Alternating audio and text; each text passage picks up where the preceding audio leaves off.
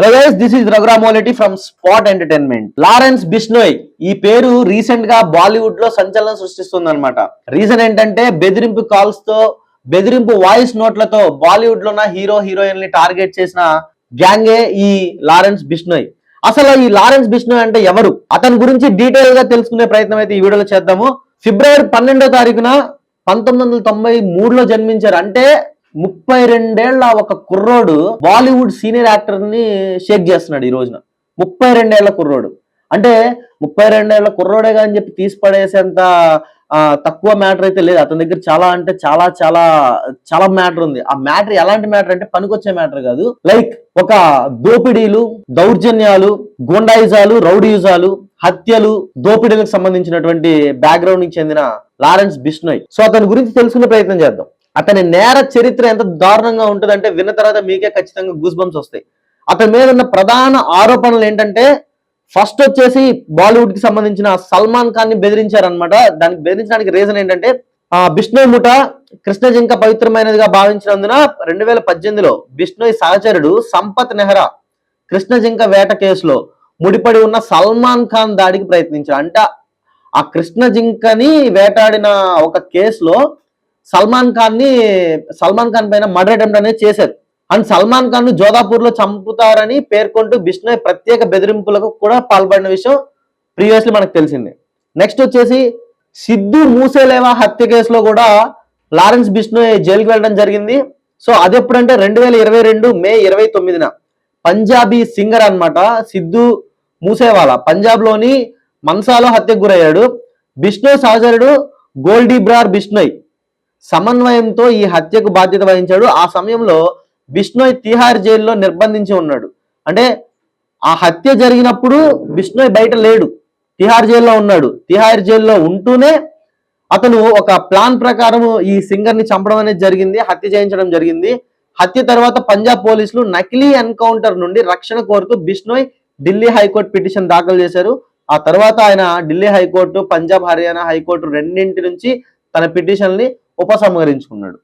So ఈ రెండు కేసులే కాదు, నెక్స్ట్ సుఖ్దూల్ సింగ్ హత్య 2023 సెప్టెంబర్ 21న సుఖ్దూల్ సింగ్ గిల్, సుఖ్దూన్కేగా పిలువబడే ఖలిస్తానీ ఏర్పాటువాది వ్యక్తి అంటైనా హత్యకు బిష్నోయ్ బాధ్యత వహించాడు. అంటే ఈ సుఖ్దూల్ సింగ్ గిల్ అనే హత్యలో కూడా, ఆ హత్య కేసులో కూడా లారెన్స్ బిష్నోయ్ పాత్ర ఉందని చెప్పి అప్పుడు పోలీసులు చెప్పడం జరిగింది. అండ్ ఆ హత్య కేసులో, అంటే ఆ హత్యకు సంబంధించిన కేసులు కూడా బిష్నోయ్ పైన బలంగా ఉన్నాయి. కట్ చేస్తే బాబా సిద్దికీ హత్య. బాబా సిద్దికీ అంటే మీకు ఎలా చెప్పాలంటే మహారాష్ట్ర మాజీ క్యాబినెట్ మంత్రి ఆయన. సో బాబా సిద్దికీ అని ఆయన మహారాష్ట్ర మాజీ క్యాబినెట్ మంత్రి. సల్మాన్ ఖాన్ తో ఆయనకి సన్నిహిత బంధాలు ఉన్నాయని చెప్పి బిష్నోయ్ ముఠా 12 అక్టోబర్ 2024, కరెక్ట్ ఒక 2 years కూడా ఇంకా కంప్లీట్ అవ్వలేదు అనమాట. ఒక 1.5 year బ్యాక్ 2024 అక్టోబర్ 12వ తారీఖున తెలుసుకొని ముంబై పోలీసులు బిష్నోయ్ ని కస్టడీలోకి తీసుకోవడానికి ప్రయత్నించారు. కానీ కోడ్ ఆఫ్ క్రిమినల్ ప్రాసిజరీ సెక్షన్ 268 కింద ఒక ఉత్తర్వు కారణంగా తిరస్కరించారు దాన్ని. నెక్స్ట్ వచ్చేసి కెనడా ఆరోపణలు.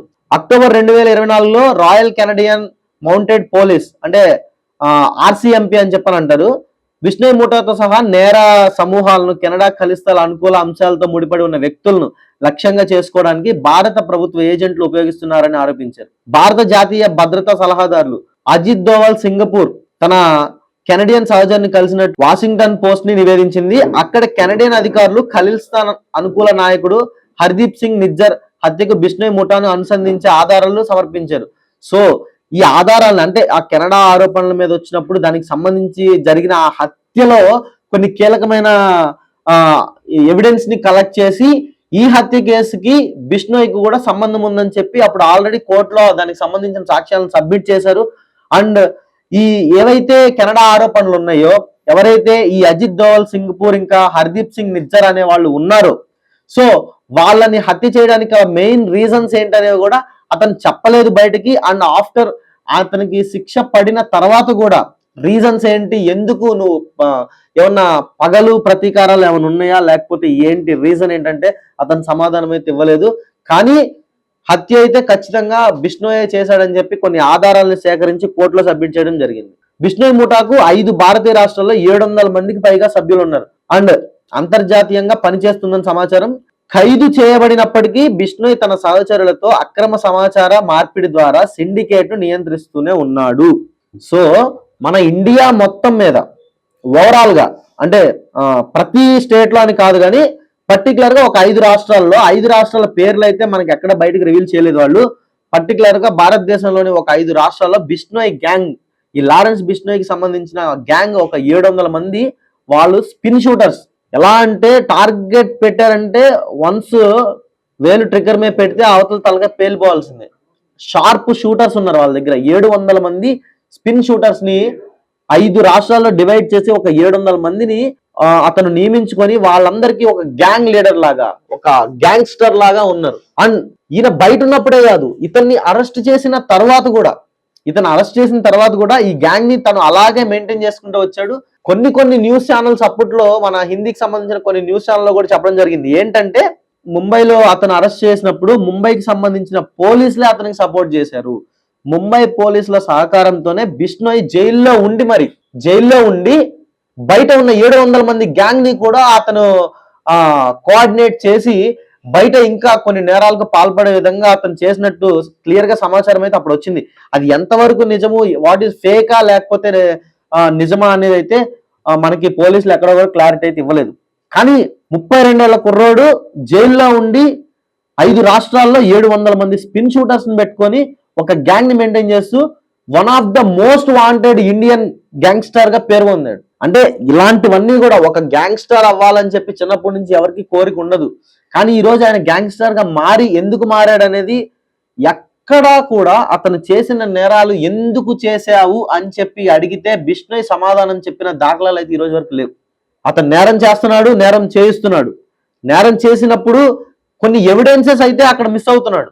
ఆ ఎవిడెన్స్ ని పట్టుకొని పోలీసులు అతను అరెస్ట్ చేస్తున్నారు, కోర్టుల చుట్టూ తిప్పుతున్నారు, జైల్లో పెడుతున్నారు, అన్ని జరుగుతున్నాయి. కానీ రీజన్ ఎందుకు చేస్తున్నారు అనే దానికి సమాధానం అయితే ఆయన ఈ రోజు వరకు ఎప్పుడు నోటి చెప్పలేదు. కానీ చేసింది నేనే అని ఒప్పుకుంటున్నారు. జైల్లో ఉండి కూడా కొంతమంది గ్యాంగ్స్టర్ ని ముఠాల్లాగా డివైడ్ చేసి ఈ రోజున భారతదేశంలో ఒక సంచలనం సృష్టిస్తున్నారు. అతని వయసు 32 సంవత్సరాలు అయినప్పటికీ ముందు ఇంకా ఎంత వరకు అతను వెళ్ళగలడు అంటే సల్మాన్ ఖాన్ గానీ లేకపోతే రణ్వీర్ సింగ్ గానీ వీళ్ళు చిన్నపాటి హీరోస్ కాదు. షారుఖ్ ఖాన్ గానీ బాలీవుడ్ ని వెళ్తున్న సీనియర్ యాక్టర్స్ వీళ్ళు. ఇప్పుడు ఒకప్పుడు అమితాబ్ బచ్చన్, ఆ జనరేషన్ అయిపోయిన తర్వాత, అమితాబ్ బచ్చన్ గారి జనరేషన్ అయిపోయిన తర్వాత ఇప్పుడు ప్రెసెంట్ ఉన్న సిచ్యువేషన్ లో బాలీవుడ్ ని వెళ్తున్న సీనియర్ యాక్టర్స్ ఎవరంటే షారుఖ్ ఖాన్, సల్మాన్ ఖాన్, రణ్వీర్ సింగ్, సంజయ్ దత్, అభిషేక్ బచ్చన్ వీళ్ళే. అంటే ఇక హైలైట్ ఏంటంటే ఓన్లీ యాక్టర్స్ ని మాత్రమే టార్గెట్ చేయట్లేదు, హీరోయిన్స్ ని కూడా టార్గెట్ చేస్తున్నాడు. అంటే ఓన్లీ హీరోస్ ని మాత్రమే కాకుండా హీరోయిన్స్ ని కూడా టార్గెట్ చేస్తున్నాడు. రీసెంట్ గా ఒక 2 days ముందు దీపికా పదుకొనే కూడా ఒక వాయిస్ నోట్ వెళ్ళినట్టు తెలుస్తుంది. అతని మెయిన్ ఉద్దేశం ఏంటి? కేవలం డబ్బు కోసమే బెదిరింపు కాల్స్ వస్తున్నాయా, అంటే ఓన్లీ డబ్బుల కోసం అని చెప్పి ఈ వాయిస్ నోట్లు పంపిస్తున్నారా, లేకపోతే ఇంకా వ్యక్తిగత సమాచారం ఏమన్నా అతని దగ్గర పెట్టుకుని బ్లాక్ మెయిల్ చేసే ప్రయత్నం ఏమైనా చేస్తాడా ముందు తెలియాలి మనకి. వ్యక్తిగత సమాచారం అంటే ప్రతి ఒక్క యాక్టర్స్ కానీ లేకపోతే హీరోయిన్స్ కి వాళ్ళకి సంబంధించిన పర్సనల్ లైఫ్ అనేది కొంత ఉంటది. అది వాళ్ళు పబ్లిక్ లోకి చూపించుకోలేరు, మీడియాలోకి రానివ్వరు. దాన్ని వాళ్ళ పర్సనల్ లైఫ్ ని పర్సనల్ గా ఉంచుకుంటారు. అలాంటి పర్సనల్ లైఫ్ లో నుంచి ఏమన్నా సీక్రెట్స్ ఈ బిష్నోయ్ గ్యాంగ్ ఏమన్నా తెలిసిందా, తెలియబట్టే పర్సనల్ గా వాళ్ళని టార్గెట్ చేస్తున్నారా? అసలు ఆ వాయిస్ నోట్ లో ఏముంది? పోలీసులు ఎందుకని ఇంతవరకు ఆ వాయిస్ నోట్ ని ప్రెస్ కి రిలీజ్ చేయలేదు? అసలు ఆ వాయిస్ నోట్ లో ఏముంది? ప్రీవియస్ వచ్చిన బెదిరింపు కాల్స్ అప్పుడు కూడా ఎవరైతే ఈ సల్మాన్ ఖాన్ ఇంకా షారుఖ్ ఖాన్ వాళ్ళు ఉన్నారో వాళ్ళు పోలీస్ స్టేషన్ లో ఎఫ్ఐఆర్ ఫైల్ చేయలేదు. అంటే అది ఎఫ్ఐఆర్ ఫైల్ చేస్తే మళ్ళీ వాళ్ళు ఎక్కడ వీళ్ళ మీద దాడి చేస్తారనే భయంతో ఫైల్ చేయలేదా, లేకపోతే ఆ బెదిరింపు కాల్స్ లో వాళ్ళకి సంబంధించిన ఏమన్నా పర్సనల్స్ ఏమైనా బయటకి రాకూడని సమాచారం ఏమన్నా ఉందా, దాని వల్లనే వీళ్ళు మరి దాన్ని బయటకు తీసుకురాలనేది, అంటే బయట పెట్టలేదా అనేది అర్థం కావట్లేదు. ఒక బెదిరింపు కాల్ వచ్చినప్పుడు పోలీసుల్ని ఆశ్రయించి వాళ్ళ సహాయం తీసుకొని ఆ బెదిరింపు కాల్స్ నుంచి బయటపడి ఒక సేఫ్టీ ప్రొటెక్ట్ జర్నీ అనేది వాళ్ళు చేయాల్సిన పరిస్థితి ఖచ్చితంగా ఉంటది. కానీ వాళ్ళు అలా చేయలేదంటే ఖచ్చితంగా అక్కడ ఏదో జరిగింది. వాళ్ళకి సంబంధించిన పర్సనల్స్ ఏవో ఖచ్చితంగా బిష్నోయ్ గ్యాంగ్ కి తెలియటం వల్లే వాళ్ళు పోలీస్ స్టేషన్ లో ఎఫ్ఐఆర్ వేయలేదు. కానీ రణ్వీర్ సింగ్ గారు అయితే ధైర్యంగా వెళ్ళి పోలీసుల దగ్గరికి వెళ్ళి ముంబై పోలీసులను ఆశ్రయించి తనకు వచ్చిన బెదిరింపు కాల్స్ గురించి వివరించారు. తనకు వచ్చిన వాయిస్ నోట్ ని కూడా పోలీసులకు వినిపించడం జరిగింది. దీపికా పదుకొనే గారు కూడా ఇదే ప్రాసెస్ లో ఉన్నట్టు తెలుస్తుంది. ఈ కేసు ఎంతవరకు వెళ్తుందనేది చూడాలి. ఓవరాల్ గా ఈ బెదిరింపు కాల్స్ ఇవన్నీ కూడా ప్రెసెంట్ జరుగుతున్న సిచ్యువేషన్ బాలీవుడ్ అయితే ఒక షేక్ చేస్తున్న పరిస్థితి అక్కడ ఉంది. సో మరింత సమాచారం చాలా త్వరలో నేను మీకు అప్డేట్ ఇస్తాను. This is Raghuramoletti from Spot Entertainment. జై హింద్.